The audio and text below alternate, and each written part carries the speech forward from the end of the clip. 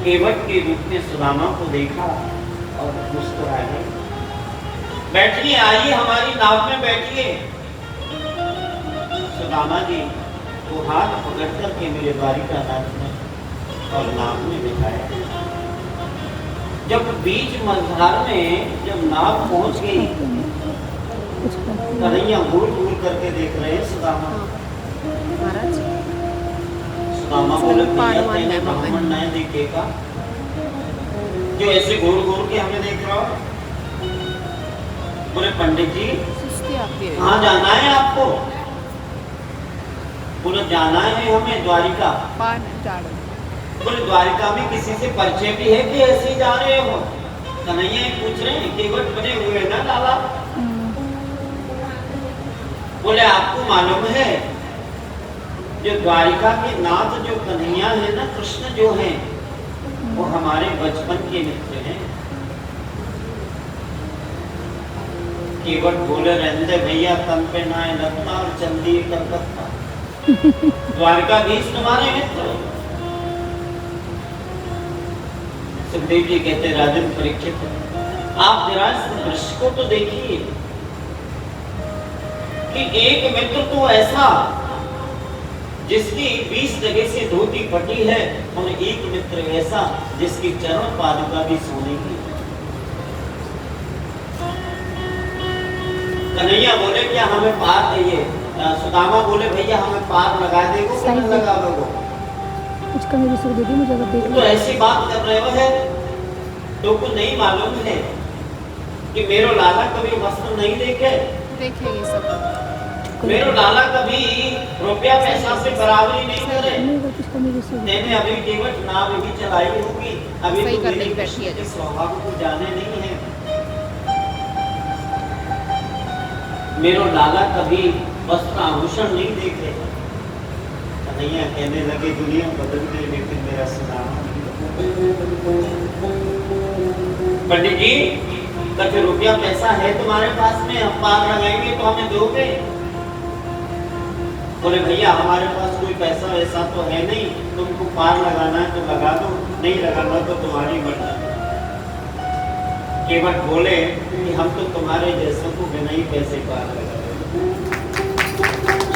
जो एक बार हमारी शरण में आ जाता है ना, अभयम लगा के हम उसको मैं अभय देकर के पार लगा। आज सुदामा को मेरे कृष्ण ने पार लगा दिया। थके हारे सुदामा नदी के किनारे सो गए और कहने लगे कि कन्हैया बहुत दिन हो गए चलते चलते, दुबला सा ब्राह्मण है, प्रभु ज्यादा चलने की सामर्थ्य नहीं है, हम तो तान के दुपट्टा यही सो जाते हैं। तुम्हारी 1000 बार गरज पड़े, तुम्हें यदि लगे कि हमको बुलाना है तो बुला लेना, अन्यथा हम तो यही सो गए। सुखदेव जी कहते राजन परीक्षित, सुदामा शाम को सोए नदी के किनारे और आंखें खुली तो द्वारिका में सो गए।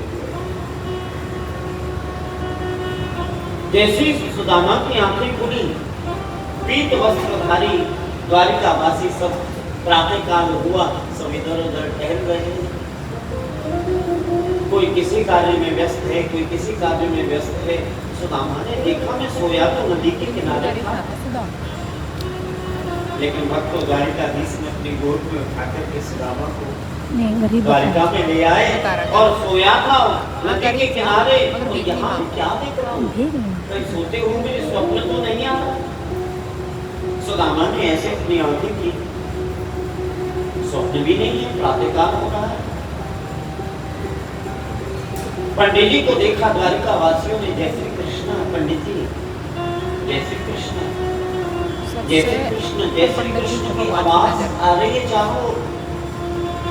सुदामा ने किसी से पूछा भैया ये कौन सी नगरी है? किसी ने बताया महाराज ये सुदामा की ये द्वारिकापुरी है। कौन सी द्वारिकापुरी? बोले वही द्वारिकापुरी है क्या जो जिसके राजा मेरे मित्र कृष्ण है, कन्हैया है? बोले हाँ पंडित जी ये वही द्वारिका है जो आपके मित्र कृष्ण है, उन्हीं की द्वारिका। अच्छा, धीरे धीरे धीरे धीरे धीरे धीरे आगे बढ़े। और जैसे ही द्वारिकाधीश के द्वार पर पहुंचे हैं सुदामा, वहां कृष्ण के दो पार्षद खड़े हैं, जय और विजय। पंडित जी को देखा, प्रणाम किया। लोग दिखाते हैं ना, जैसे घुसते हैं तो धक्का दे के बाहर निकाल देते हैं, दिखाए भागवत में ऐसा। यदि कोई कहे कि धक्का दे के बाहर निकालते हैं कृष्ण के द्वारपाल, तो मुझे दिखाए कोई। ये कुहड़पन है, ये नालायकी लोगों ने है। बना रखा। सुदामा जी द्वार पर पहुंचे हैं, कृष्ण ने आदेश दे के रखा है, मेरे घर पर कोई भी ब्राह्मण, कोई भी संत, कोई भी दरिद्र आवे तो बिना रोक टोक उसको आने की अनुमति है। ये है द्वारिकाधीश का वैभव। हाँ, भगवान की नगरी में तो ऐसा हो नहीं बसता सकता। था ना वो नाच, सुदामा जी पहुंच बाकी गए भीख नहीं और मांगता, द्वारपाल से बोले, भैया खेतों का बसता था। ये सुदामापुरी जी, क्या ये द्वारिकापुरी है? बोले हाँ प्रभु, द्वारिकापुरी है। कहाँ से पधारे आप? क्या सेवा कर सकते हैं हम आपकी? बोले भैया, हमारे मित्र कृष्ण से हमें मिलना है, क्या मिला दोगे? द्वारपालों ने कहा, पंडित जी आप थोड़ी देर यहाँ विराजिए। चरण धोए द्वारपालों ने सुदामा के, और चरण धोकर के कहा कि प्रभु, अभी हमें राजमहल से सूचना मिली है कि कृष्ण ने भोजन करने के बाद में उनको शयन कक्ष में जाना है, ऐसा हमने जाना है, जैसा हमें सूचना मिली है। परंतु फिर भी हम एक बार प्रयास करके देखते हैं, यदि प्रभु शयन कक्ष न गए हों तो हम थोड़ा उनको देखते हैं, आपकी सूचना देते हैं। तो द्वारपाल जैसे ही अंदर पहुंचे भक्तों, मेरे कृष्ण अपने हस्त प्रक्षालन करके और बस कक्ष में प्रवेश ही करने वाले थे, तब तक द्वारपाल पहुंच गए और प्रणाम किए। प्रभु, आपके कार्य में व्यवधान डालने के लिए, आपकी सेवा में व्यवधान डालने के लिए हम क्षमा चाहते हैं, लेकिन प्रभु ऐसा दृश्य उपस्थित हो गया है कि हम आपसे प्रार्थना करना चाहते हैं। बोले क्या हो गया बताओ?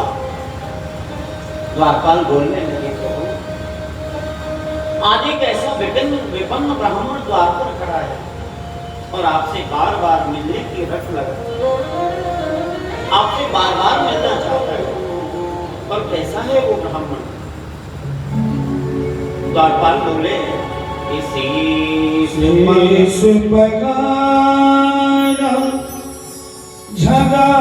झगातन पे प्रभु जाने को आए बसोगे धोती फटी सी लटी दुपटी पाहन पाहन की नहीं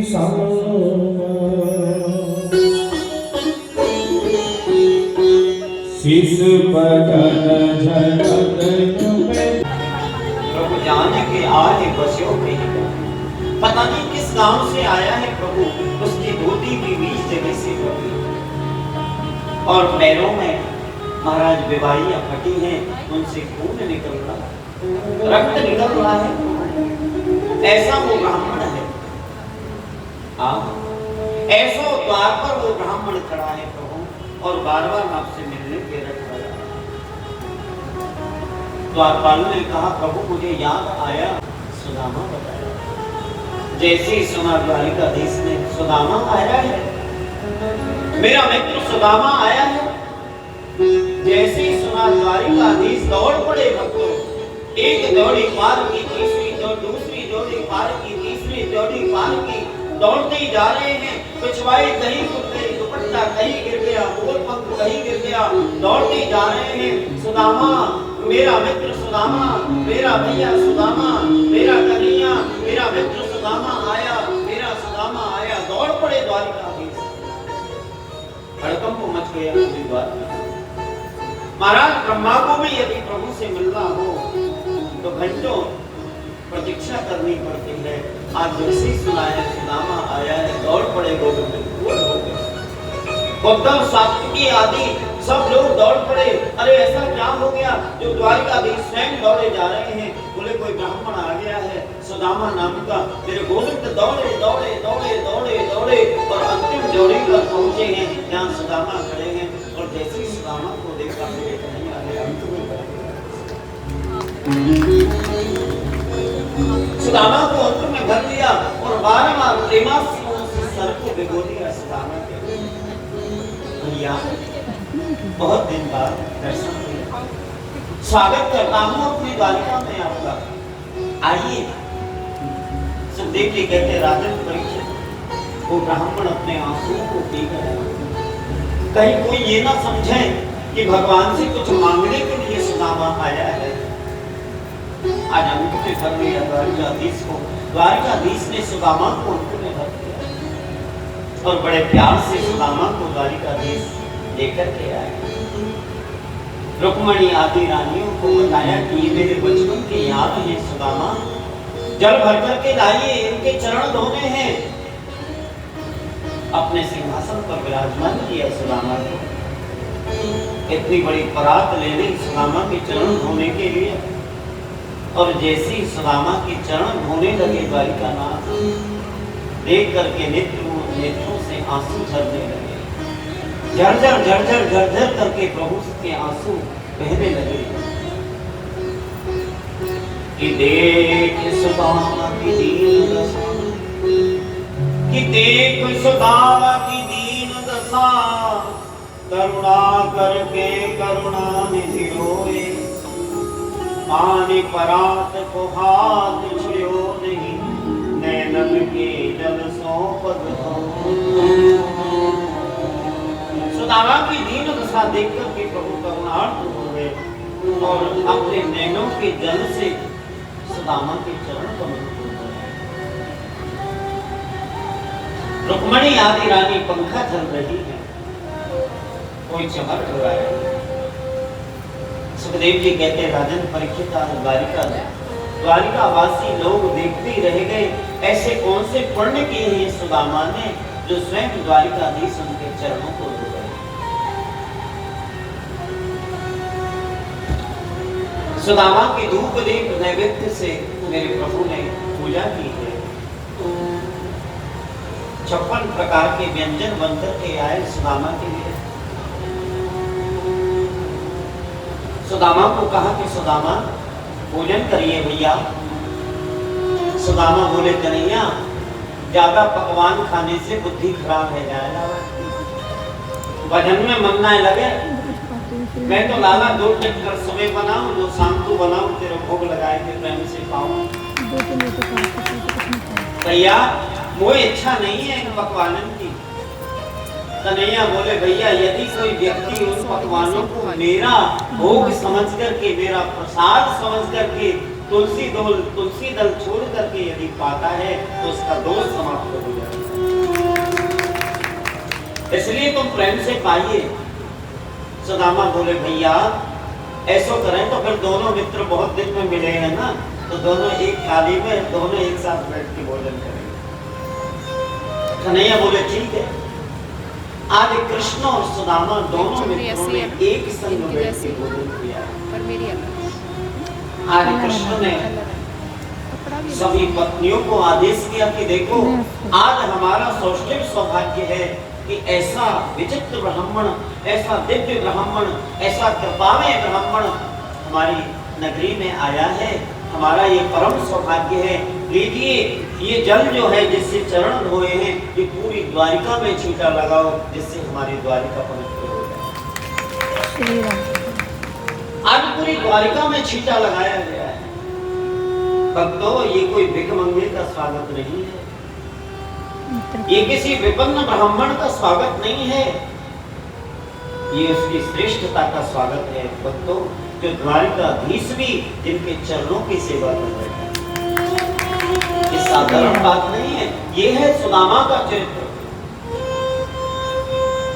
कृष्ण पत्नियां प्रणाम करने के लिए आई। 16,108 ठाकुरानी हैं, प्रणाम करती हैं। सुदामा जी सिंहासन पर बैठे हैं और सबसे पहले रुक्मणी आए। प्रभु रुक्मणी प्रणाम करती हूँ। सुदामा जी बोले देवी जी सौभाग्यवती रहो, प्रभु सत्य भावा प्रणाम करती हूँ, देवी चिर सौभाग्यवती रहो। प्रभु मित्रविंदा प्रणाम करती हूँ, देवी चिर सौभाग्यवती रहो। 16 जा रहा प्रभु है, नागनिधि प्रणाम करती हूँ, देवी चिर सौभाग्यवती रहो। थक जाएगा। प्रभु लक्ष्मणा प्रणाम करती हूँ, देवी चिर सौभाग्यवती रहो। सुदामा जी आशीर्वाद देते जाते हैं। सारी पत्नियां दुआ ऐसे तकरीबन 400 इकट्ठे लेके आएंगे। सुदामा जी इकट्ठे आएंगे। देवी चिर सौभाग्यवती रहो, देवी चिर सौभाग्यवती रहो, देवी चिर सौभाग्यवती रहो। अच्छा 400 बार जरा ऐसे करना थक जाएंगे। है।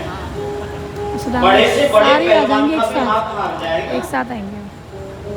सुदामा जी बोले भैया कितनी पत्नी है? एक बात पूछूं कभी? बोले बताओ। बोले कान नहीं कहूँ। बोले अभी कितनी और है? कन्हैया बोले आप तो बस आशीर्वाद देते जाओ, बहुत है। बोले अपनी 100 है, 200, 1000, 11,000। अपनी एक पड़ोसी सुनिए कन्हैया बोले ना अपनी है, तुम तो आशीर्वाद दो प्रभु। सुदामा बोले भैया कन्हैया एक सप्ताह कथा तो प्रणाम में निकल जाएगी भैया, मेरे बस की बात नहीं है। देख मेरा हाथ हार गयो दादा, तू अब रुक जा भैया। सुदामा जी को कन्हैया बोले 16,108 है भैया, एक आधा। बोले भैया मेरे बस की नहीं है, मैं तो ये विपक्ष एक साथ ही बुला लेगा। तुम्हारे हो जाएगा आशीर्वाद देने में। ऐसा कर लाला, एक साथ ही बुला लो सबको। इन सब की तरफ से कोई आशीर्वाद नहीं, मैं तो ही आशीर्वाद दे दूं। हाँ, बीच में। भक्तों एक राष्ट्र के ऋषि में सामर्थ्य है जो त्रिलोकीनाथ को भी आशीर्वाद देने के लिए बात करते। श्री राम। आज सुदामा के चरणों में गिर गए कन्हैया, बार बार प्रणाम करते हैं सुदामा साफ को। मिलता था। सुदामा ने बहुत सारा आशीर्वाद दिया। कथा लगा सुनाते हैं उन्होंने कहा सबको बुला के बीच में कन्या को ढालते हैं। जब तक सुदामा द्वारिका में रहे भक्तों धोती तक नहीं बदली सुदामा ने। भोजन आया तो इसका मतलब ये नहीं है कि सुदामा टूट पड़े हो भोजन पर ना। इतना सारा वैभव होते हुए भी सुदामा ने 1 तोला सोने की यातना करी से। लेकिन दोनों मित्रों में आप समानता को देखिए, विचारों में कितनी सामंजस्यता है दोनों मित्रों की। एक मित्र की तो धोती भी फटी है और एक मित्र की धोती तो लाखों की है, लेकिन विचारों में कितनी समानता है। सही। तो भैया मित्रता को कभी भी पैसे से मत तोड़ना। हो सकता है आपका मित्र पैसे वाला भी हो सकता है विपन्न भी हो, लेकिन प्रेम की जो मित्रता है वही सफल होती है, जो निस्वार्थ मित्रता है वही सफल होती है। भक्तों श्री राम। आज दोनों मित्रों की आपस में बातचीत हुई, क्योंकि बहुत दिन में जब मित्र मिलते हैं तो वार्ता करते हैं। कन्हैया बोले भैया शादी वादी हुई है क्या ना भाई? सुदामा जी बोले भैया वैसे तो बहुत इच्छा नहीं थी, पर माता पिता की बहुत ज्यादा आग्रह था तो शादी करनी पड़ी। तुम्हारी भाभी को नाम है सुशीला। कन्हैया बोले तो फिर शादी में हमें निमंत्रण नहीं दिया तुमने? बिना ही निमंत्रण के शादी कर ली, बिना मित्र की शादी कर ली। सुदामा बोले ज्यादा बात मत बनाइए, तुम तो कर लिया। हमारी तो एक शादी हुई, तेरी तो 16,108 विवाह हुए, तेने हमें नोटो दियो। बता तेने कब बुलाया जो हम आवे? कन्हैया बोले सुदामा जी आपकी शादी तो बहुत ढंग से हुई होगी, हमारे तो ऐसे होंगे। तुम्हारी तो लग्न भी आई होगी, रिंग सेरेमनी भी हुई होगी, मेहंदी हल्दी भी हुआ होगा, गुड़ चढ़ी भी हुआ होगा, सेहरा भी सजा होगा, तब आपकी शादी हुई होगी। लेकिन हमारी शादी में तो कोई प्लान ही नहीं है, शाम को तो बहु घर में गलत मतलब निकाल रहे हो। नहीं गलत मतलब नहीं है। ऐसे ही तो बचाव तो है नहीं। कान्हा जी भागा भागा खिला और कभी रहे हैं। ये लड़ाई मतलब भगवान करके की हुई, बराबरी कर रहे झगड़ा हैं लोग। करके हुई, किसी को हरण करके ले आए, कोई यमुना बचा के के लाए किनारे इनको। से ले आए। लाज बचाई। लाज बचाए थे ना कि अब हम कहाँ नौता जाएंगे। नहीं दियो हमें। बोले भैया अब देख क्या बात है, छोड़ दे। कन्हैया बोले तो भाभी ने कछु भेजो है हमारे लिए खाने के लिए। सुदामा जी ने सोचा या को महक आ गई नीचे, क्योंकि वो चावल की जो पोटली है ना वो सुदामा जी ने यहाँ लगा के रखी है। सुदामा जी ने सोचा जब अकेले में मिलेंगे ना दोनों मित्र तो दे दूंगा, क्योंकि बड़े बड़े राजघरानों की राजकुमारी हैं कृष्ण की पत्नियां। यदि कोई इस पोटली को देखेगी, कच्चे चावलों को देखेगी तो क्या कहेगी? मित्र मित्र दोनों एक दूसरे के पूरक होते हैं, कुछ गलती भी हो जाती है, कुछ ऐसा भी तो दोनों मित्र तो माफ कर देते हैं, लेकिन मित्र की पत्नी तो उड़ाना मारती है ना। कर ले ऐसे मित्र की मित्रता निभाई, वहां पे गाड़ी उड़ाए अपनी घरते गाड़ी से लेके आना तो रहते हो मित्र ऐसे हैं, उड़ाना मारते हैं। सुदामा ने सोचा कि इनको बता दूंगा अकेले में, लेकिन कन्हैया तो बड़े नटखट है ना। सुदामा बात बदलने लगे कि भूल जाएगी कहीं तरह भाभी ने क्या भेजा। देख कन्हैया, हम जब गुरुकुल में पढ़े हैं तो मैं बहुत होशियार हो, तुम बड़े नटखट थे, और एक बार हम जंगल में लकड़ी लेने के लिए गए तो वहाँ पे वर्षा आ गई और देख भैया बहुत डर लग रहे हो हमें, हम दोनों को। कन्हैया बोले वो तो सब ठीक है, वो तो मुझे ध्यान है सब, पर भाभी ने क्या भेजा ये बताओ। सुदामा जी ने फिर छुपा लिया उसको। फिर बात बदलने लगे, बोले देख यदि तू नहीं मानेगा ना तो मैं तेरी पोल पट्टी खोल दूंगा सब। तुम्हारी जो राजकुमारी, ये जो तुम्हारी जो पत्नियां हैं ना, इनके सामने पोल पट्टी खोल दी जाएगी तुम्हारी। क्या पोल पट्टी खोलोगे सुदामा जी मेरी? मैं बता दूंगा कि जिसको तुम द्वारिकाधीश समझ रही हो ना, जो द्वारिका का राजा बना बैठा है आज ये गोकुल की गलियों में माखन चुरा चुरा के भागता था, आज द्वारिका का राजा बन गया। कन्हैया बोले आपसे ज्यादा ये बात मेरी ये सब पत्नियां जानती हैं, और इसी चीज को लेकर के ये मेरे से ज्यादा प्रभावित हुई, इसी वजह से मेरे से शादी भी की है। पर भाभी ने क्या भेजा है ये बताओ। जब सुदामा जी बहुत संकोच में पड़ गए तो कन्हैया ने अपने हाथ को आगे बढ़ाया भक्तों, और जो आंख में बगल में जो दबी हुई पोटली थी उसको निकाल लिया है सुदामा का, और ऐसे देखने लगे। 20 जगह से वो फटी है और सिली हुई है। सुखदेव जी कहते राजन परीक्षित, आज मेरे कन्हैया ने उस पोटली को खोला और एक मुट्ठी चावल लेकर के अनेक कह करके एक जो छत्र सम्राट को जो सुख मिलता है वो मैं सुदामा को देता हूं। दूसरा मुट्ठी चावल लेकर के सुदामा जी का वो चावल लेकर के द्वारिकाधीश खाने लगे, और कहा कि जो इंद्र को जो सुख मिलता है, एक इंद्र को जो सुख मिलता है वह सुख में सुदामा को मिलता है। और तीसरा मुट्ठी चावल लेकर के जैसे ही प्रभु खाने लगे, रुक्मणी ये बात जानती है कि कृष्ण क्या दे दिए है सुदामा को, और किसी को पता नहीं, केवल रुक्मणी जानती है। रुक्मणी साक्षात लक्ष्मी है ना, रुक्मणी भी राधा ही है, रुक्मणी जानती है कान्हा नहीं तो रूपन। हाँ, सुदामा को सब कुछ प्रभु देने वाले, इतना प्यार लुटा रहे हैं सुदामा के कई रूप बना ले। और तीसरी मुट्ठी चावल जैसे प्रभु लेकर के खाने लगे, श्री रुक्मणी ने हाथ पकड़ लिया। प्रभु ये क्या कर कहने लगी मुझे कहाँ भेजोगे, फिर जब इतने दयाल हो गए हैं ब्राह्मण पर, सबको त्रिलोकी को लुटा देंगे ब्राह्मण के ऊपर। इशारों में ही बात हो रही, कहा कुछ नहीं, इशारों में ही कह दिया। रुक्मणी ऊपर से कह रही प्रभु कच्चा है, ज्यादा मत खाइए, नुकसान करेगा। सुदामा बोले सोई तो हम कह रहे हैं, माने ना है, बड़ो नटखट है, बड़ो उद्दंड है रहे हो, माने ही नहीं है। हम तो कह रहे हैं भैया कच्चो नुकसान करेगा, पर खाते ही जा रहा हूं लाला। रुक्मणी ने याद रोक दिया। सुखदेव जी कहते हैं राजन परीक्षित, आज बहुत कुछ दे दिया सुदामा को, लेकिन सुदामा को भान भी नहीं है कि क्या दिया है प्रभु ने। और सच बात तो ये है भक्तों कि सुदामा प्रभु से धन लेने की इच्छा करके आए ही नहीं। सुदामा बोले लाला देख खूब वार्ता भी भई, खूब भोजन भी भयो, खूब तुम्हारे साथ में हम रहे, अब हमें आज्ञा दे, हम जाना चाहें। सुखदेव जी कहते राजन परीक्षित, कन्हैया ने आग्रह किया कि कुछ दिन और रुक जाते, इतने दिन में आप आए हैं, तो अच्छा लगता मुझे भी। सुदामा जी बोले लाला तेरी भाभी घर में अकेली होगी, बहुत दिन रह गए, क्योंकि 6 महीने लगे थे सुदामा को द्वारिका पहुंचने में। हाँ, विपन्न ब्राह्मण है बेचारे, कितने चलते होंगे दिन में, इतने गरीब, इतने दुबले पतले ब्राह्मण, ज्यादा से ज्यादा आधा किलोमीटर रोज चलते होंगे। 6 महीने आने में लगे, 6 महीने जाने में लगे, न सुदामा ने धोती बदली, न कन्हैया ने धोती बदलने के लिए कहा। और भक्तों, आज सुदामा जी द्वारिका से जैसी पहुंचेंगे पोरबंदर अपने नगर को,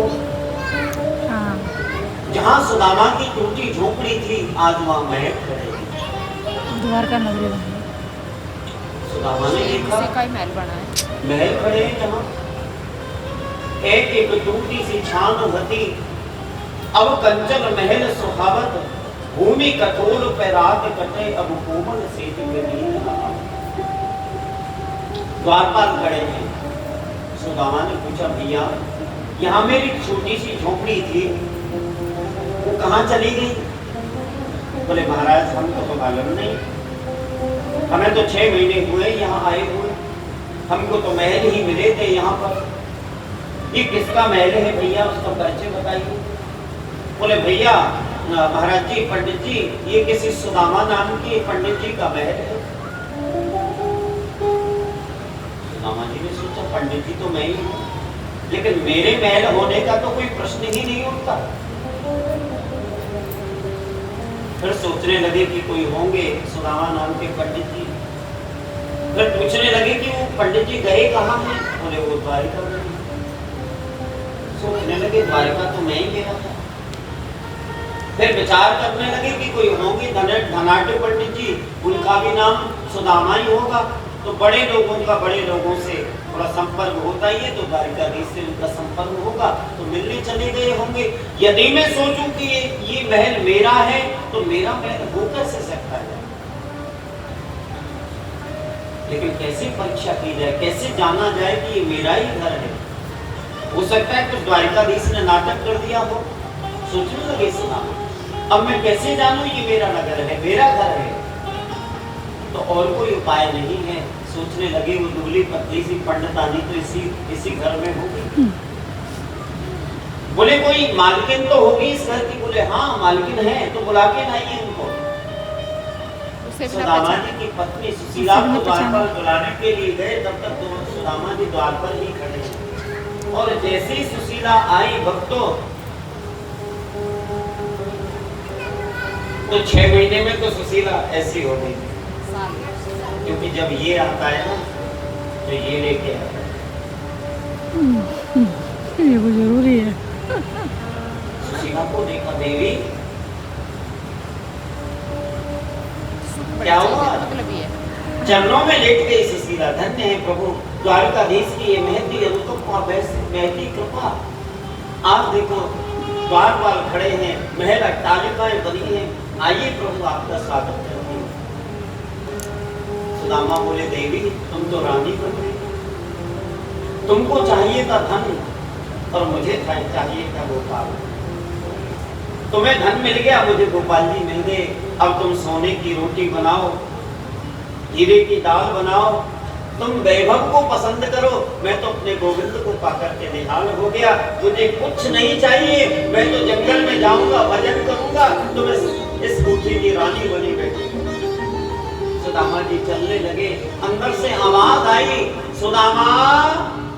जैसी अंदर से आवाज आई, सुदामा ने पीछे फिर के देखा, मेरा द्वारिकाधीश मुरलीधर खड़ा है और मुस्कुराकर के कहने लगा, सुदामा यदि व्यक्ति घर मकान रुपया पैसा बंगला गाड़ी सबको मेरा समझ करके उपयोग उपभोग करता है, तो उसका दोष समाप्त हो जाता है। इसलिए इसका उपयोग करो और इस बंगले में बैठ करके भजन करोगे ना, मन को एकाग्र करके मेरा चिंतन करोगे, तो मैं सुदामा तुम्हारे ही पास हूँ, कहीं दूर नहीं। इसलिए भक्तों, यदि आपका मन एकाग्र है, चिंतन की पद्धति प्रगाढ़ है, तो आप 20 माला के फ्लैट में भी बांके बिहारी का दर्शन कर सकते हैं दिल्ली में। श्री राम। यदि चिंतन प्रगाढ़ नहीं है, केवल दिखावा है तो बांके बिहारी वृंदावन में भी दर्शन नहीं देंगे। ये भक्ति की धारा है। मुझे लगता है चिंतन करो उसका बस। सूर्य ग्रहण के पावन अवसर पर एक बार ब्रजवासियों ने और श्री वसुदेव जी ने बहुत बड़ा यज्ञ किया। सीमंत पंचक क्षेत्र में सभी द्वारिकावासी स्नान करने के लिए गए। वहां पर ब्रजवासी भी पहुंचे थे। मैया यशोदा, आनंद बाबा, अष्ट सखियां, राधा रानी सब लोग स्नान करने के लिए गए। मैया यशोदा को पता चली कि मेरा लाला भी आयो है, तो जहां टेंट लगे थे यदुवंशियों के, लाला को पता लगा कि मैया आई है तो मिलूंगा। आज अपने कक्ष में शयन कर रहे थे, मैया से मिलूंगा। तो जिस कक्ष में गोविंद शयन कर रहे थे उसी कक्ष के किनारे यशोदा मैया आवाज लगाती जा रही है, लाला, कनुआ, कनुआ, लाला। ऐसे कहते कहते यशोदा मैया जा रहे। कन्हैया सो रहे थे, एकदम से जागे। कनुआ तो मेरी मैया यशोदा के अलावा और कोई नहीं है। मेरी मैया आई है। गोविंद भागे एकदम से मैया को देखा। मैया ने लाला को देखा, लाला ने मैया को देखा। दोनों ने अंत में भर लिया एक दूसरे को। आज बहुत दिनों के बाद कन्हैया का दर्शन किया है। 11 साल और 56 दिन की अवस्था में यशोदा मैया ने लाला को भेजो मथुरा, और 100 वर्षों बाद तकरीबन मैया यशोदा लाला को दर्शन कर रही।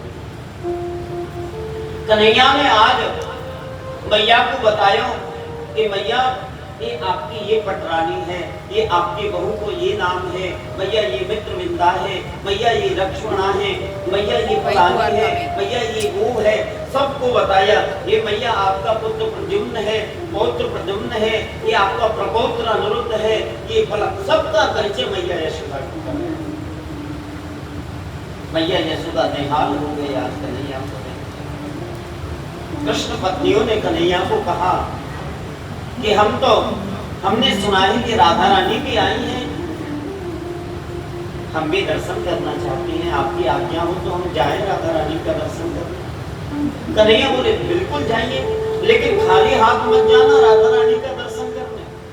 तो रुक्मणी आदि रानी जो अष्टपट रानी है दूध लेकर के गई। कोई बनावटी सौंदर्य नहीं है राधा। प्रसभानी की किशोरी वो तो चंदाओं से गोरी, प्रीत जान के थोड़ी मोए राधे की। राधा रानी जिस टेंट में ठहरी हैं, वहां 8 डोरियों को पार करके 9वीं डोरी पर से राधा रानी विराजी। डोरी में सफेदी।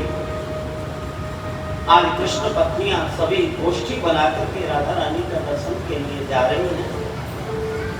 पहली डोरी पर ललिता विशाखा को देखा, प्रणाम करती है राधा रानी। बोले मैं प्रणाम, हम राधा रानी नहीं हैं, हम तो राधा रानियों की दासियों की दासी हैं।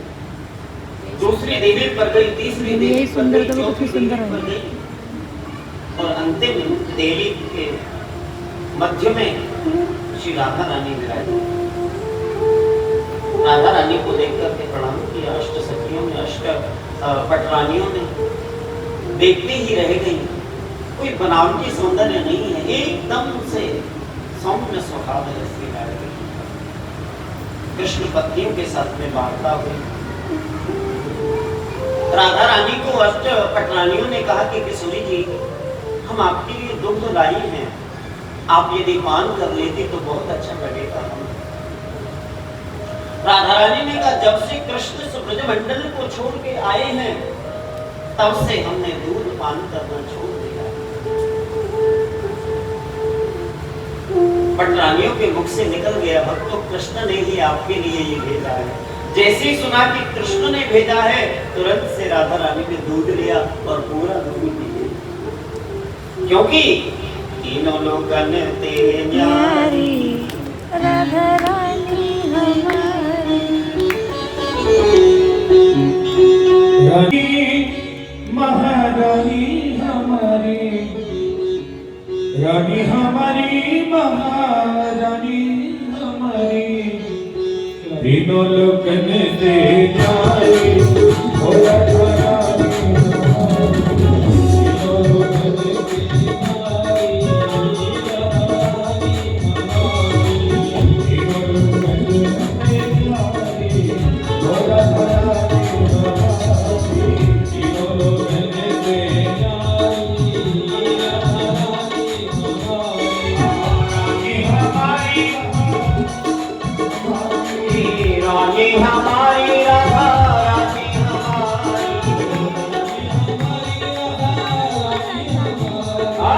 तीनों लोकन ते न्यारी हो राधा रानी हमारी। तीनों लोकन ते न्यारी राधा रानी हमारी।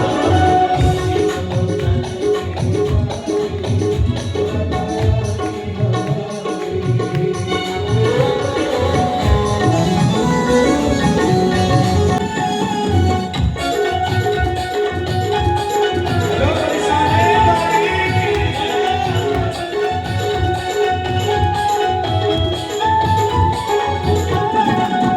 एक बार जो बोले राधा, एक बार जो बोले राधा, एक बार जो बोले राधा, एक बार जो बोले राधा, लग जाए जीवन की राधा। सभी लोग गाएंगे एक बार मेरे साथ, दोनों हाथ उठा के और ताली से बजाते हुए।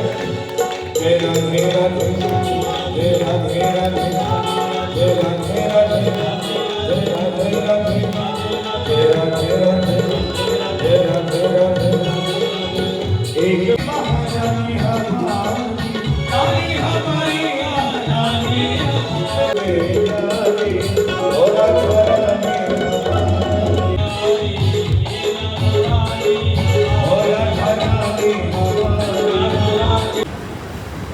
तो द्वारिकाधीश को देखा और रुक्मणी के नजर जब कन्हैया के चरणों पर पड़ी तो रुक्मणी ने पूछा, क्या प्रभु आप कहीं गर्म बालू में गए थे क्या?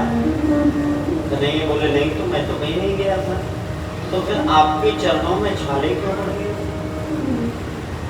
कन्हैया बोले, देवी जो गरम गरम दूध आपने राधा रानी को पिलाया था ना, क्योंकि उनके हृदय में मेरे चरणों का वास है।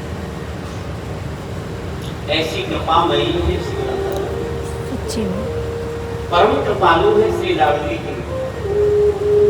ऐसी लाडली जो कि नित्य उठ दर्शन करवे आवत, सुंदर श्याम चरण से लगा, जाके चरणन की जाऊं बड़ी भारी राधा रानी। ऐसी है हमारी राधा रानी श्री राधा। आज मेरे प्रभु ने रुक्मणी आदि रानियों को श्री राधा रानी का दर्शन कराया है। सुखदेव जी कहते, राजन परीक्षित समय समय पर अपने प्रियजनों को प्रभु उपदेश करते थे। आज श्री कृष्ण अपनी सुधर्मा सभा में बैठे हैं, एकदम गंभीर अवस्था में प्रभु बैठे हैं। आज अपने पुत्रों से बोले कि आज मैं आपसे कुछ बातें करना चाहता हूं। पुत्रों ने कहा, कहिए पिताजी। बोले, बेटा व्यक्ति के बिगड़ने के 4 साधन होते हैं। बहुत ध्यान से सुनना। भगवान अपने पुत्रों को उपदेश दे रहे हैं कि व्यक्ति के बिगड़ने के 4 साधन होते हैं। कौन कौन से? रूप, यौवन, संपत्ति और बड़ी प्रतिष्ठा का मिल जाना। ये 4 चीज यदि जीवन में आ जाए ना तो व्यक्ति आसमान में बात करता है, नीचे वालों को तो कुछ समझता ही नहीं। कौन कौन से? सुंदरता, रूप, सुंदरता के साथ साथ जवानी होना, संपत्ति होना, धन आदि का मालिक होना और किसी बड़े पद पर बैठना। ये यदि 4 चीज या तो एक साथ में होंगी नहीं, और यदि होंगी ना तो व्यक्ति अवश्य बिगड़ जाता है। ऐसा प्रयास करो कि ये सब होने के बावजूद यदि किसी में ये सब चीजें हैं तो इसके साथ विवेक का होना बहुत जरूरी है। यदि विवेक नहीं है तो फिर सब कुछ बेकार। कृष्ण अपने पुत्रों को बताते हैं कि बेटा कभी किसी संत का अपराध जीवन में मत करना। तुम सुंदर तो हो ही, संपत्ति तुम्हारे पास है ही कि द्वारकाधीश के बेटा हो, जवान तुम हो ही और बड़ी प्रतिष्ठा तुम्हारे पास है, लेकिन विवेक को जरूर ध्यान रखना, विवेक होना बहुत आवश्यक है। ऐसा मैं आपको बताता हूं और मैंने अपने जीवन में महसूस किया है। कभी भी संत विद्वान ब्राह्मणों का कभी अपराध मत करना। बालकों ने सुना और सुन करके इस कान से सुना इस कान से निकाल दिया। बोले पिताजी तो ऐसे कहते ही रहते, माता पिता तो ऐसे कहते ही रहते, उनका काम है। एक दिन की बात है, साम्ब जो है रुक्मिणी का बेटा, जो सॉरी जाम्बवती का जो बेटा साम्ब है, उस साम्ब के पेट पर अनेकों कपड़ा लटका बांध करके पोटली बना करके, और उन बालकों ने सोचा कि ये संत लोग जो चंदन गोटा लगाए बैठे रहते हैं, इन संतों की थोड़ी परीक्षा करनी चाहिए। ये केवल ऐसे ही हैं कि कुछ इनके अंदर है भी, तो संतों की परीक्षा करने के लिए साम्ब के गर्भ के ऊपर, उदर के ऊपर वस्त्र की पोटली बना करके, उस वस्त्रों से ढक करके, लहंगा फरिया पहना करके, घूंघट लगा करके संतों के पास में ले गए और कहने लगे कि महात्मा जन, ये जो नई बहू है ना, इसके गर्भ में आप मिल करके बताइए कि ऐसा उपहास उन संतों से किया उन्होंने। संतों के बार बार समझाने पर भी वो नहीं माने। बोले तुम चले जाओ बेटा, ऐसे उपहास नहीं करते। बोले यदि तुम संत है तो बताओ क्या होगा, तुम ऐसे ही सोता चंदन लगाए बैठे रहते हो, तुमको पता ही नहीं तो तुम बता क्या सकते हो। संतों ने बहुत समझाया, नहीं माने, तो संतों को क्रोध आ गया और उन्होंने सांप देते हुए बोला कि तुम हमारे साथ में उपहास करते हो, तुम हमारी परीक्षा लेना चाहते हो, हम तुमको सांप देते हैं। इस नई बहू तो है नहीं ये, पर फिर भी तुम इसको बहू बना करके लाए हो, स्त्री बना करके लाए हो इस पुरुष को, और तुम इसके पेट पर वस्त्र बांध के लाए हो, इसके गर्भ में तुम्हारे कुल को नाश करने वाला मूसक पैदा हो। ऐसा सांप जैसे ही वस्त्र हटा करके देखा, बालकों ने लोहे का मूसल ही हो गया। वसुदेव जी को जाकर के महाराज सूचना करी। वसुदेव जी को बहुत बुरा लगा कि आप बच्चों, आप लोगों ने संतों का अपराध कर दिया, ऐसा नहीं करना चाहिए था तुम्हें। वसुदेव जी रोने लगे कि मेरे वंश को, मेरे कुल को नाश करने का होने का सांप दे दिया संतों ने, अब मैं क्या करूं।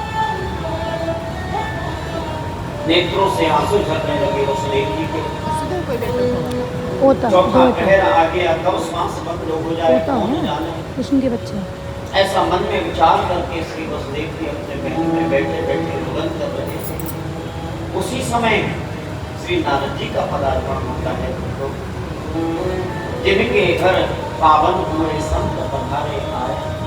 नारद जी पधारे। नारद जी को देख करके वसुदेव जी ने उनकी चरण वंदना की और प्रार्थना की, महाराज अब तो बस मेरे कुल को नाश होने का हिसाब लग गया है, अब बस कुछ करना नहीं बाकी रह गया। प्रभु अब तो मेरा मार्गदर्शन करें। मैं बचपन से सुनता आ रहा हूँ कि भागवत धर्म क्या है, उसकी परिभाषा क्या है, ये कृपा करके आप मुझे बताइए। नारद जी ने कहा, वसुदेव जी जो प्रश्न आप मुझसे कर रहे हैं, यही प्रश्न एक बार जनक महाराज ने नव योगेश्वरों से किया। एक बार जनक जी के घर नवयोगेश्वर पधारे तो नवयोगेश्वरों से श्री जनक जी ने प्रश्न किया कि महाराज भागवत धर्म की परिभाषा क्या है। तो जनक जी को नवयोगेश्वरों ने बताया कि भागवत धर्म का आरंभ होता है विश्वास से। यदि हमारे जीवन में विश्वास है तो भगवान की कृपा हमें मिलेगी। यदि विश्वास नहीं है तो मंदिर में भी भगवान नहीं। भागवत धर्म का मध्य होता है संबंध से। हमें अपने कन्हैया के साथ में संबंध जोड़ना पड़ेगा, चाहे मित्र का रख लो या पति का रख लो या स्वामी का रख लो। जब तक संबंध नहीं जुड़ेगा हमारा स्नेह नहीं बढ़ेगा। तीसरी बात है, भागवत धर्म का अंत होता है समर्पण से।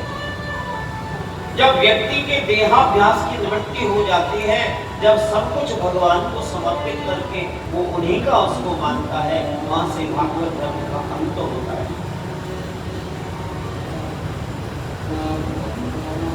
नवयोगेश्वरों से जनक जी ने पूछा, महाराज माया कितने प्रकार की होती है? नवयोगेश्वरों ने बताया माया 3 प्रकार की होती है, महासरस्वती, महालक्ष्मी और महाकाली। माया जो सरस्वती के रूप में हो वो जगत का सृजन करती है, और महालक्ष्मी के रूप में जगत का पालन करती है, और महाकाली के रूप में संहार करती है। जनक जी ने पूछा, महाराज माया से छूटने का उपाय क्या है? जनक जी ने बताया कि माया से छूटने का सहज और सरलतम उपाय है कीर्तन। भगवान की भक्ति करना माया से छूटने का सहज उपाय है। इस प्रकार से जनक जी को नवयोगेश्वरों ने उपदेश किया। जनक जी के मन में अपार हर्ष हुआ, आनंद हुआ। अब 11वां स्कंद चल रहा है, निश्चित थोड़ा ज्ञान की बातें हम लोग सुनेंगे। भगवान ने भागवत धर्म का उपदेश किया है। देवता लोग सभी पधारे द्वारिका में और भगवान से कहा कि प्रभु अभी हम समझते हैं आपकी लीला संपन्न हो गई है लगभग, अब आप धाम कब पधारेंगे? भगवान ने देवताओं को आश्वासित किया कि अभी तो मेरा ही परिवार बाकी है, क्योंकि मेरा ही परिवार भूमि पर भार बना हुआ है। जब तक ये नष्ट नहीं होगा ना, तब तक धाम आने का कोई प्रश्न ही नहीं है, क्योंकि ये जो यदुवंशी है ना, इनको सांप लग गया है। जब तक इनको विमुक्त नहीं किया जाएगा तब तक धाम कैसे जा सकते? देवताओं को आश्वासित किया।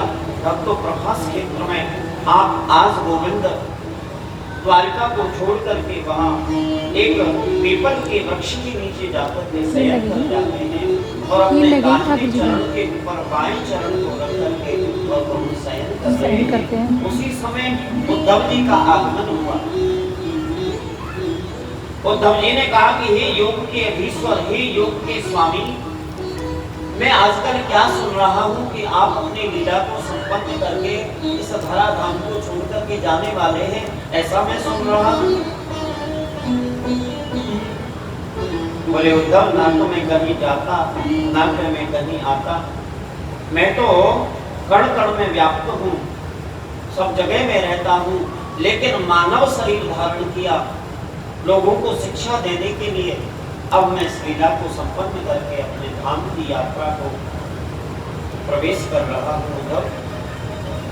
उद्धव जी ने पूछा, प्रभु यदि कलयुग में आपसे मिलना हो तो कैसे मिले? वैराग्य कितने प्रकार का होता है? भगवान कह रहे हैं, उद्धव जी वैराग्य 3 प्रकार का होता है। मर्कट वैराग्य, शमशान वैराग्य और सच्चा वैराग्य। मर्कट वैराग्य तो वो है बंदर की तरह कि कभी बंदर इस डाली से उस डाली पर जाता है, उस डाली से उस डाली पर आता है। ऐसे ही उस वैराग्य का नाम है मर्कट वैराग्य। कि बच्चों से थोड़ा सा झगड़ा हो गया, बैग बना लिया, बैग लगा लिया कि हम वृंदावन जा रहे हैं और तुम्हारे साथ रहेंगे ही नहीं। 20 जोड़ी कपड़ा रख लिए, सब कुछ रख कर के स्टेशन पहुंच गए, गाड़ी का इंतजार कर रहे थे। तो मुन्ना की याद आ गई, लौट के आ गए। बच्चों ने कहा आप तो वृंदावन जाने वाले थे। पूरे वृंदावन को जा रहा था, लेकिन मुन्ना की याद आ गई इसलिए आ गया। लेकिन आप मत झगड़ा करना, यदि अब की बार झगड़ा किया तो बिल्कुल नहीं रुकूंगा। इसको कहते हैं बंदर, मरकट वैराग्य। अभी आया और 10 मिनट बात कर, फिर वही। एक होता है शमशान वैराग्य। संसार वैराग्य वो है भक्तों, जब किसी व्यक्ति की मृत्यु हो जाती है तो लोग उसको जलाने के लिए जाते हैं, तो 150 लोग उसके पीछे चलते हैं, अरे क्या लाया था, क्या लेके चला गया।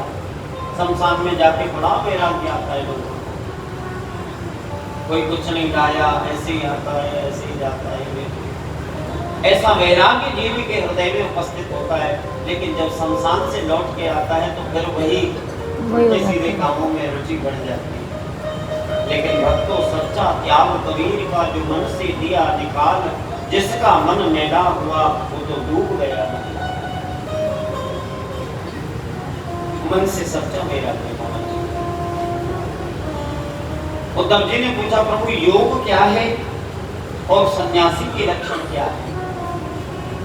कन्हैया उद्धव यही प्रश्न एक बार हमारे पूर्वज यदु महाराज ने दत्तात्रेय जी को किया था। बहुत ध्यान से सुनना। एक बार यदु महाराज जंगल में निकल रहे थे, वहीं दत्तात्रेय जी विराजमान थे। ऐसे मोटे ताजे संत वहां लेटे हुए थे। यदु महाराज ने प्रणाम किया, महाराज आसपास कोई गांव तो दिखाई नहीं देता, जंगल ही जंगल है, फिर भी इतने मोटे ताजे पड़े हो, क्या बात है? बोले क्या बताऊं महाराज। यदु महाराज से दत्तात्रेय जी कहते हैं कि महाराज, जीवन में यदि त्याग को अपनाया है, त्याग में जीवन हमारा होना चाहिए, क्योंकि भगवत धाम की और प्रभु कृपा की प्राप्ति त्याग से नहीं होती। चाहे वो मन का त्याग हो या वस्त्रों का त्याग हो या अनेक प्रकार की भौतिक लालसाओं की इच्छा हो, जब तक ये जीवन में इनका त्याग नहीं होगा तब तक मन से विरक्ति नहीं होगी, और मन से जब तक विरक्ति नहीं होगी तब तक प्रभु की शरणागति नहीं होगी। दत्तात्रेय जी यदु महाराज को बताते हैं कि यदु, मैंने अपने जीवन में 24 गुरु बनाए। पृथ्वी वायु आकाश और नभो मग्निश चंद्रमा रवि कपोतो अजगर सिंधु पतंगो मधुकृत मधुहा हरिणो मीनो पिंगला कुरुर्भुक कुमारी सर्पक सर्पो पूर्ण नाभि सुखी। मैंने सबसे पहला गुरु पृथ्वी को बनाया, और पृथ्वी को गुरु बनाकर के मैंने सहनशीलता पृथ्वी से सीखी। आप कहीं भी पृथ्वी पर सोच मन मूत्र त्याग कर दो, पृथ्वी कभी बुलाना नहीं देती। ऐसे ही संत को चाहिए, संत का जीवन, सन्यासी का जीवन ऐसा होना चाहिए, सहनशीलता अपने जीवन में निभाए। दूसरा गुरु मैंने वायु को बनाया, और वायु से सीखा कि संत का जीवन त्याग में होना चाहिए। आकाश को तीसरा गुरु बनाकर के मैंने सीखा, न आदि का पता है न अनंत का पता है। तो जैसे आकाश के आदि और अंत का पता नहीं, वैसे ही श्रीमन नारायण की भी आदि अंत का पता नहीं है। मैंने आकाश को गुरु बनाकर के यह सीख लिया। जल को गुरु बनाकर के मैंने सीखा, ऐसी वाणी बोलिए मन का आपा खोए, औरन को शीतल करे आपको शीतल। पांचवा गुरु मैंने अग्नि को बनाया। अग्नि को गुरु बनाकर के सीखा कि अग्नि में चाहे आप गीला कूड़ा डालिए या सूखा कूड़ा डालिए, वो तो जलाकर के उसको भस्म करती है। ऐसे ही संत को चाहिए कि ज्ञान रूपी अग्नि में समस्त कर्म जलकर के राख हो जाए, तभी जीवन का कल्याण होता है। छठवां गुरु मैंने चंद्रमा को बनाया। सातवां गुरु मैंने सूर्य को बनाकर के सीखा कि संत की एक दृष्टि होनी चाहिए। जैसे सूर्य नारायण जब उदय होते हैं तो कभी यह नहीं देखते कि ये संत का घर है, कि ये मूर्ख का घर है, कि ये पापी का घर है, कि ये विद्वान का घर है, कि ये गरीब का घर है, कि ये अमीर का घर है। वो समान सबके ऊपर कृपा बरसाते हैं। ऐसे ही संत का जीवन होना चाहिए कि वो सबको समदर्शी होकर के। मैंने कबूतर को गुरु बनाकर के शिक्षा प्राप्त की कि कभी भी संत को गृहस्थ के प्रति आकृष्ट नहीं होना चाहिए। एक कबूतर था और एक उसकी पत्नी थी। वो एक वृक्ष पर रहते थे। एक दिन की बात है, एक बहेलिया आया, उसने अन्न के दाने डाले और वहां जाल बिछा दिया। कबूतर और कबूतर की जो पत्नी थी वो चुगा लेने के लिए चले गए वन में। इधर उनके चार जो पुत्र और पुत्रियां थी उस वृक्ष पर रह गए।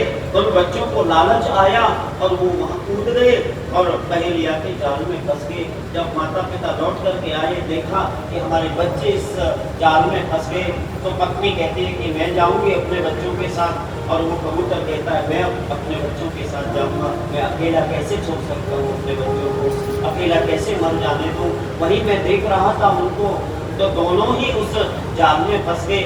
मैंने उनको गुरु की दृष्टि में लिख दिया कि संत को कभी गृहस्थ के प्रति आकृष्ट नहीं होना चाहिए। यदि संत गृहस्थ के प्रति आकर्षित होगा तो जैसे एक कबूतर और उसकी पत्नी जाल में फंस गए, ऐसे एक ना एक दिन संत भी जाल में फंस गए। मैंने 9वां गुरु अजगर को बनाया। अजगर को मैंने गुरु बनाकर के सीखा कि अजगर करे न चाकरी, पंछी करे न काम, दास मनु का यूं कहे सबके दाम। ये गृहस्थ के लिए उपदेश नहीं है, ये संत के लिए है। यदि गृहस्थ काम नहीं करेगा तो फिर खाएगा क्या? ये सन्यासी के लिए है। गृहस्थ को तो काम करने की शिक्षा दी जाती है।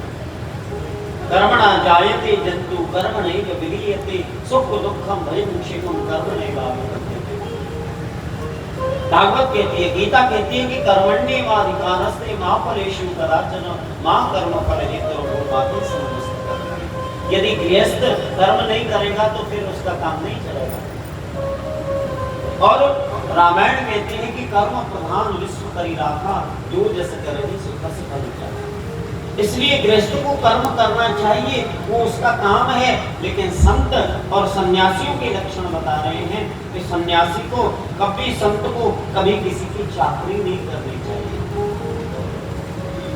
9वां गुरु मैंने अजगर को बनाकर के सीख लिया। 10वां गुरु मैंने सागर को बनाया और सागर से गुरु बनाकर के मैंने शिक्षा ली कि जैसे समुद्र गंभीर होता है ऐसे ही संत को गंभीर होता है। 11वां गुरु मैंने पतंगे को बनाया और पतंगे को गुरु बनाकर के शिक्षा प्राप्त की कि संत को कभी स्त्री संग नहीं करना चाहिए, उसको दूर रहना चाहिए। ये जो पतंगा होता है ना, जब हम दीपक जलाते हैं तो इतना आकृष्ट होता है दीपक की लौ पर के बार बार उसके ऊपर भुन भुन भुन भुन भुन भुन करके घूमता रहता है और इतना आकृष्ट हो जाता है उससे पतंग। ये जो पतंगा है वो अग्नि में बार बार जलता है लेकिन फिर भी उस पर उड़ता है, बार बार जलता है फिर भी उस पर उड़ता है। और एक समय ऐसा आता है कि अग्नि की लौ उसके पंख को जला देती है और पंख को जलते ही वो अग्नि की लौ पर गिर जाता है, उसका प्राण।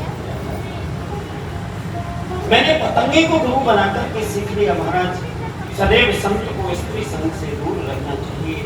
मैंने 12वां गुरु घोड़े को बनाया। घोड़े को गुरु बनाकर के मैंने सीखा कि एक घोड़ा एक फूल पर मंडरा रहा था, लेकिन उस घोड़े ने कभी फूल की गंदगी को स्वीकार नहीं किया, घोड़े ने तो फूल का रस स्वीकार किया। ऐसे ही संत को चाहिए कि कभी भी दुर्गुणों को वो स्वीकार न करे। साधु ऐसा चाहिए जैसा सूक्त स्वभाव सार सार को छर गए रोता गए। मैंने 13वां गुरु मधुमक्खी को बनाया। मधुमक्खी को गुरु बनाकर के मैंने सीखा कभी भी संत को संग्रह नहीं करना चाहिए। मधुमक्खी जगह जगह बैठ करके फूलों से रस चूस करके लाती है, बेचारी छिटका बनाती है और अंत में कोई मधुहा यानी शहद चुराने वाला आता है और सभी करी कराई मेहनत को पानी दे करके उनको ला करके चला जाता है और शहद का रस कोई और ले जाता है। ऐसे ही संत को चाहिए कभी संग्रह न करे, उधर झोली और इधर पात्र। आपको पात्र समझे, उधर को झोली समझे, ऐसा संत का स्वभाव होना चाहिए। हिरण को गुरु बनाया, आसक्ति न करने की शिक्षा दी। मछली को गुरु बनाकर के सीखा कि संत को जिह्वा को बस नहीं करना चाहिए, ज्यादा पकवान नहीं खाने चाहिए, संत को ज्यादा मीठा नहीं खाना चाहिए। संत को यदि भजन करना है तो वैश्या को गुरु बनाकर के मैंने सीखा। यदु महाराज ने पूछा, महाराज वैश्या को भी गुरु बनाया? बोले हाँ, गुरु 3 प्रकार के होते हैं। एक तो शिक्षा गुरु। शिक्षा गुरु कितने भी हो सकते हैं, एक होता है दीक्षा गुरु। दीक्षा गुरु केवल जीवन में एक होता है। ऐसा नहीं कि ये गुरु जी मर गए तो दूसरे गुरु जी बना लो, दूसरे मर गए तो तीसरे बना लो, तीसरे मर गए तो चौथे बना लो। एक बार जिसको गुरु बना लिया, गुरु किसी शरीर का नाम नहीं होता। गुरु द्वारा प्रदत्त जो मंत्र है वही हमें भव सागर को पार करने की नौका है।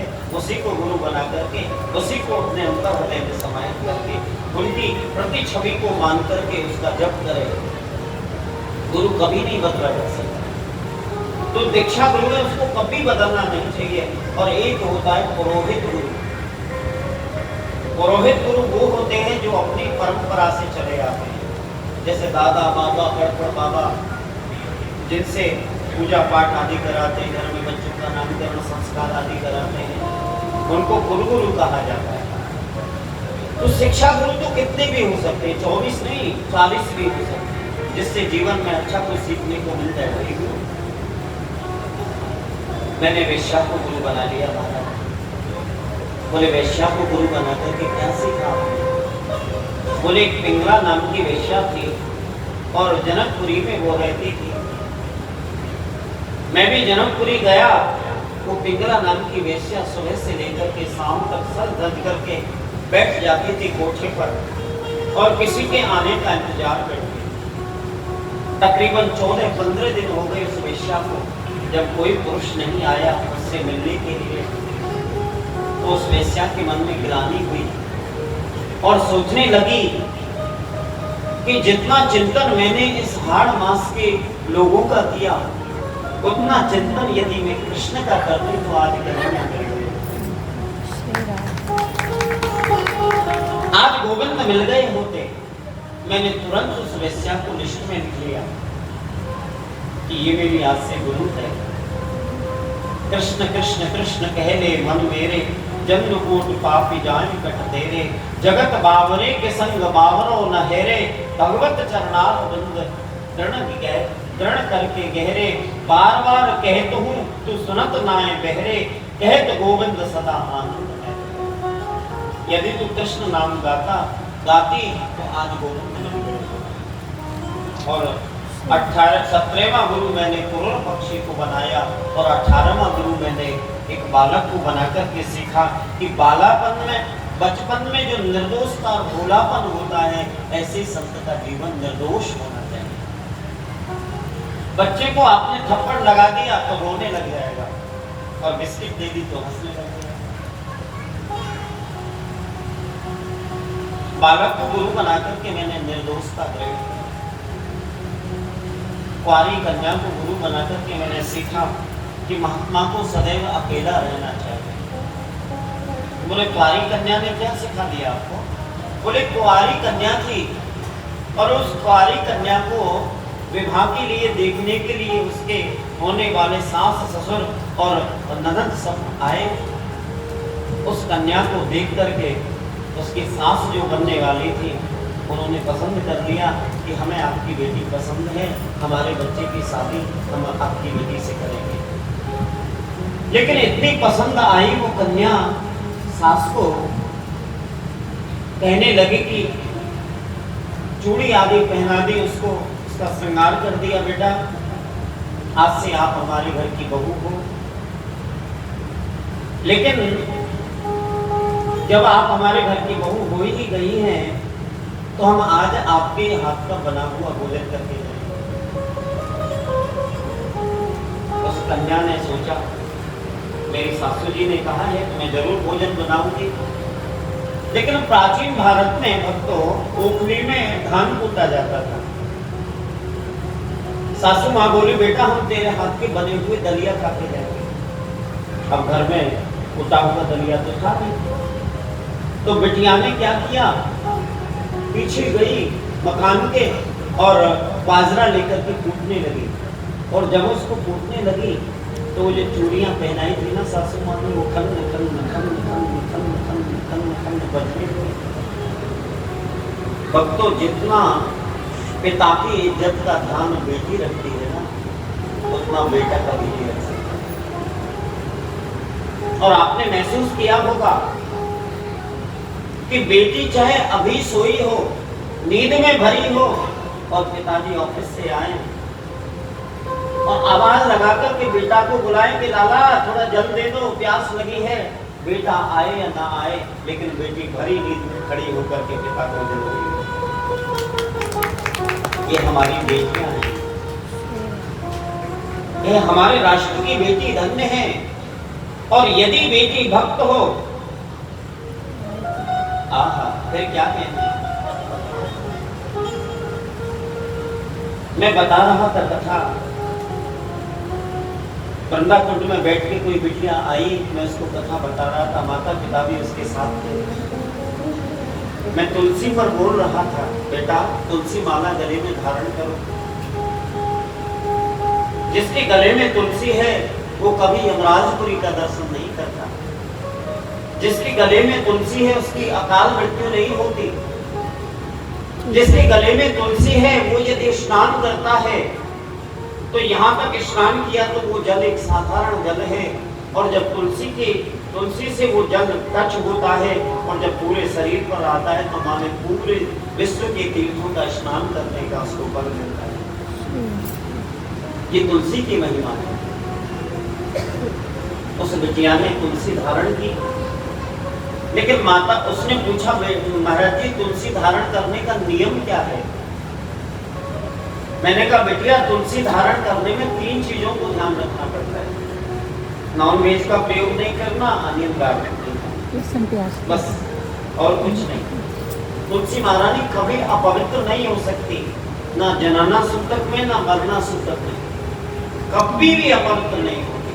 माताओं के 4 दिनों में भी तुलसी अपवित्र नहीं होती। सिर्फ और सिर्फ प्याज लहसुन छोड़ना है और नॉन वेज का प्रयोग नहीं। किसी भक्त ने कहा कि महाराज जी मुझे तुलसी की माला पहना दो।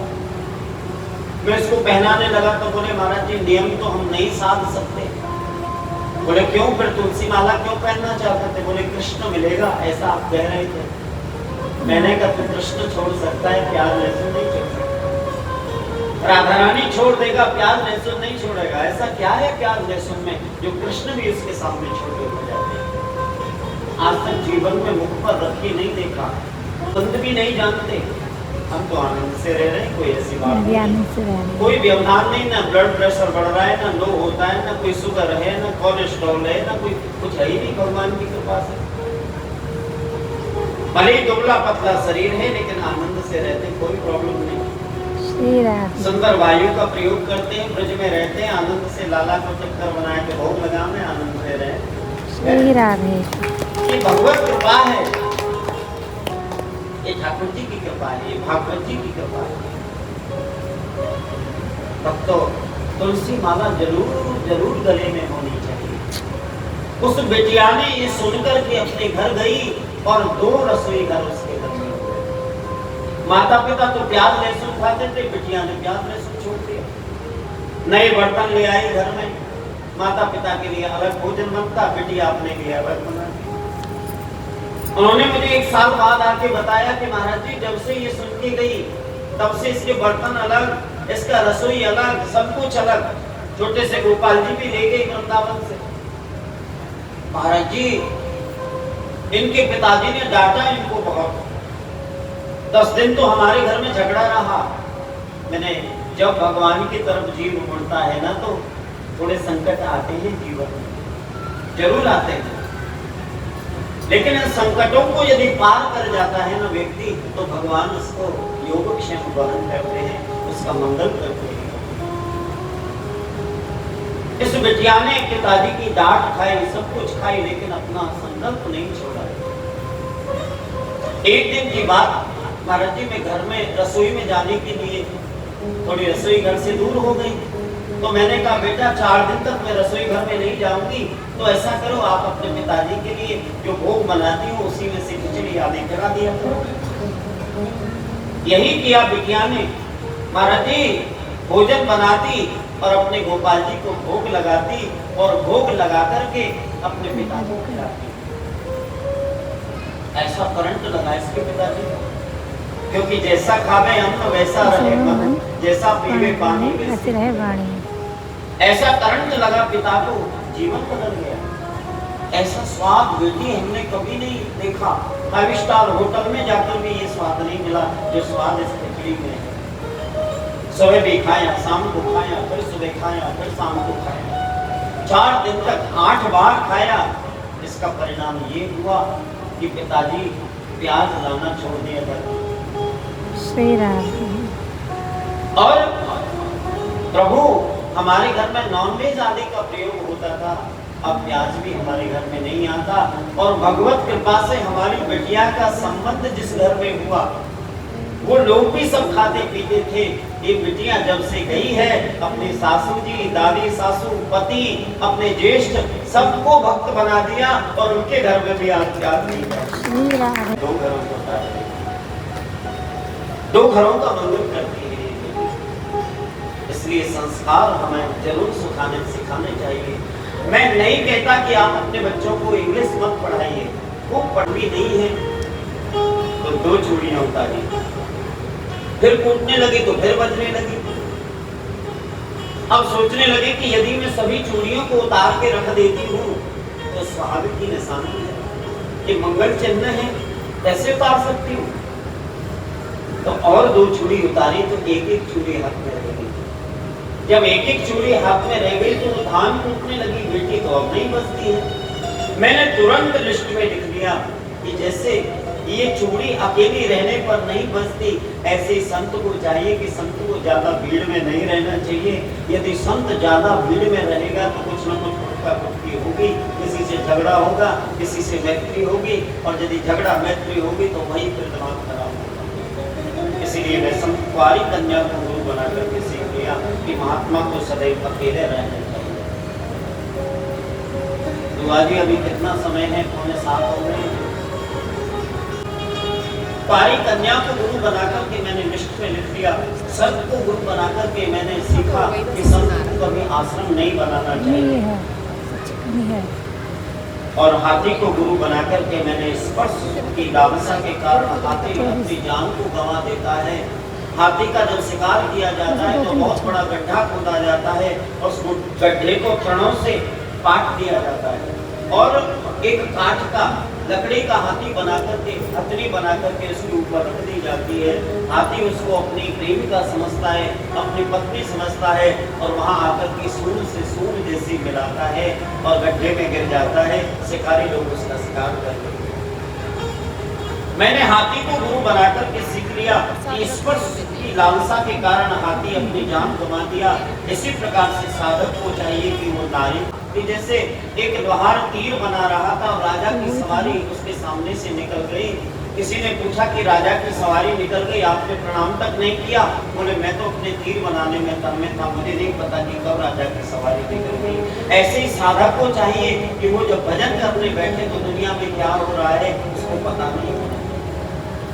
इस प्रकार से मैंने अपने शरीर को भी गुरु बनाया और शरीर को गुरु बनाकर के सीखा कि मैं जैसे पहले 1 घंटे पहले था वह 1 घंटे बाद नहीं रहूँगा, घटता बढ़ता रहता है।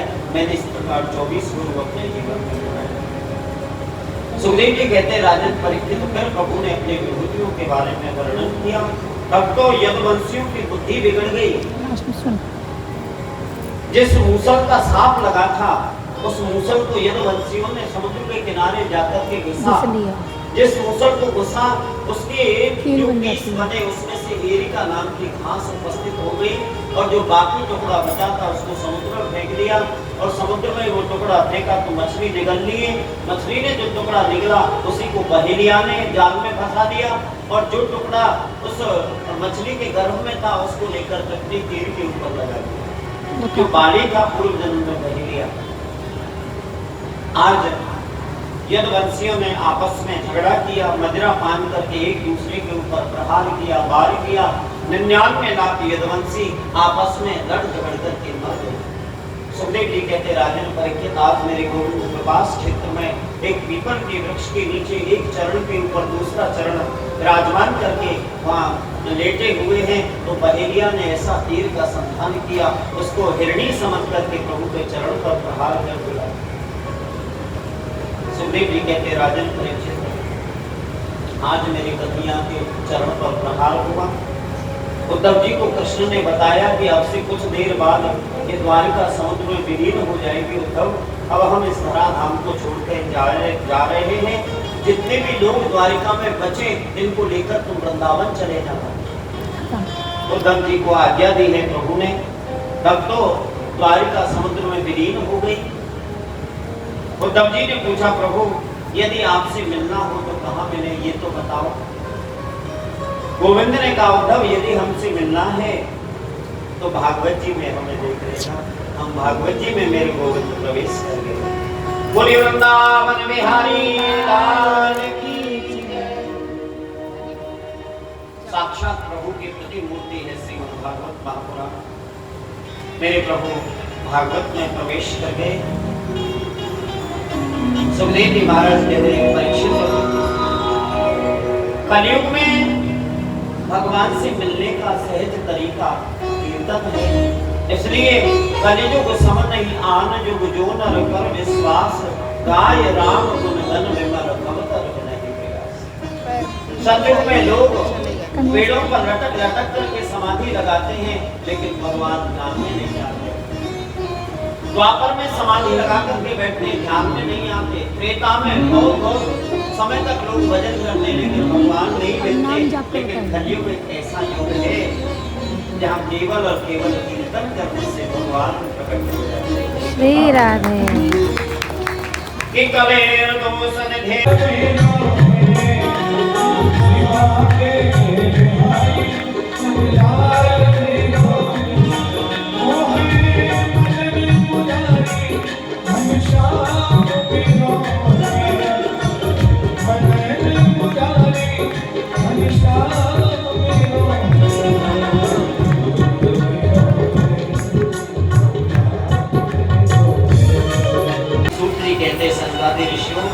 परीक्षित ने सुखदेव जी का पूजन किया।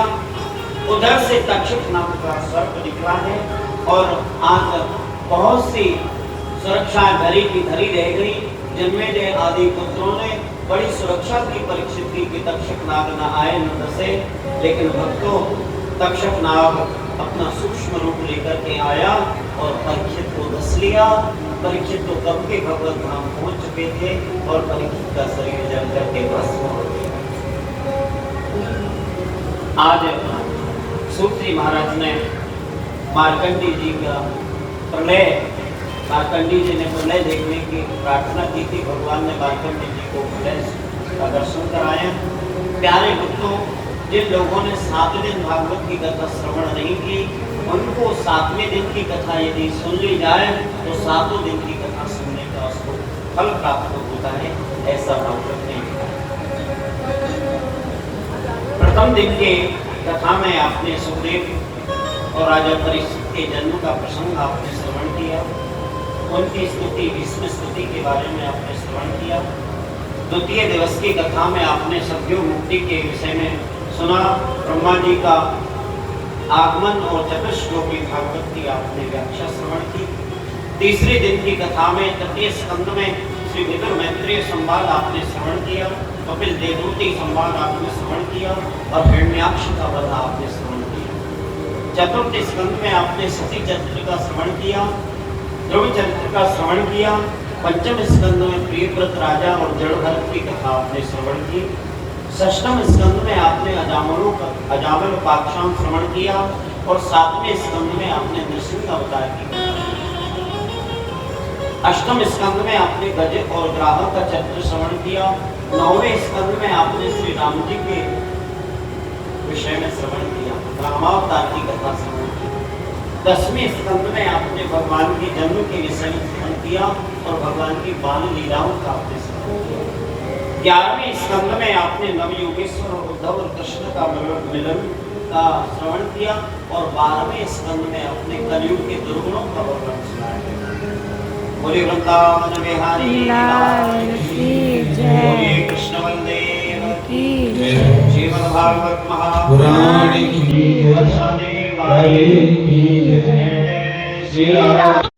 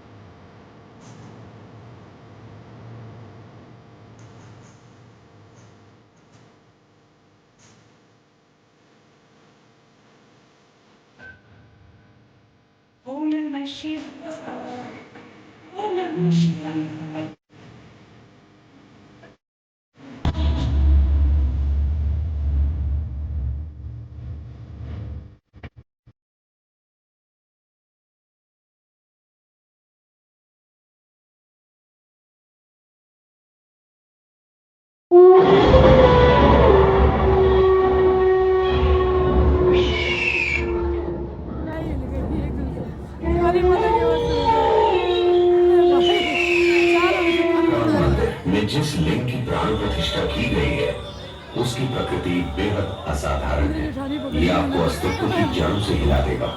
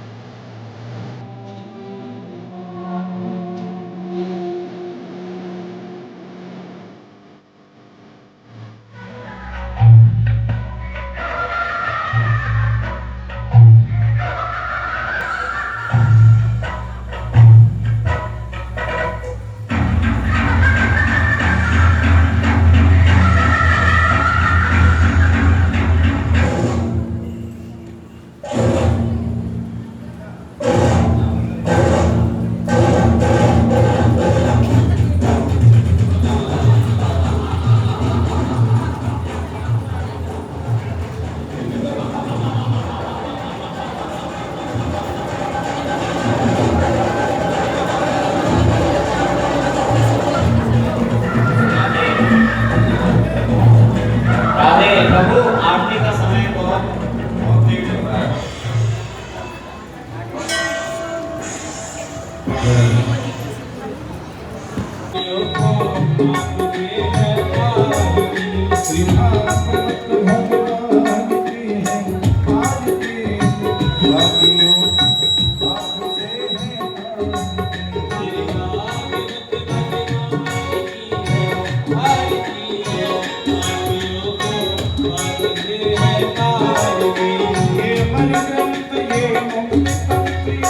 पंचम वेद निराला